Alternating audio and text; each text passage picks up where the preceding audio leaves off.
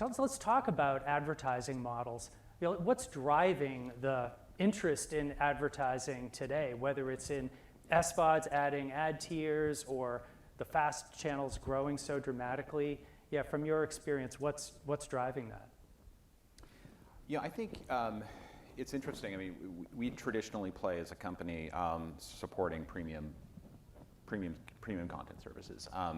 So advertising is I think it's a really important. It's an amazing opportunity to think about augmenting a lot of that. And again, looking at you spoke to kind of the personalization aspect. I think to Vijay's point and Christina's around the diversity of these audiences and tailoring them with different packages of content, different monetization options as well. So someone that is really coming in for those big tentpole events and is willing to pay for it might be different than someone that's coming in for clips and highlights that could be ad supported.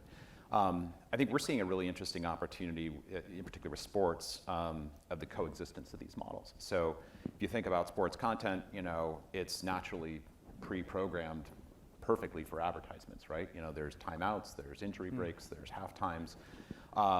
So even in a premium model, consumers are expecting advertising. And there's an opportunity that's been largely untapped of recapitalizing that for digital platforms. So we're doing some work, for example, with a large sports broadcaster. And we recently introduced this concept of basically doing dynamic ad replacements of broadcast TV ads and then simply reinserting digital ads and using data to influence both on that kind of DAI kind of cohort basis, but also looking at ad duration based on the variability of what a 30-second timeout versus an injury timeout, knowing which ads to kind of preload and stitch, and then addressing a lot of the complexities of broadcast synchronization and real-time event markers and all the kind of funky standards around that, and doing that real-time in scale, but adding an advertising component that was more DAI based for, again, a premium advertising service for sports.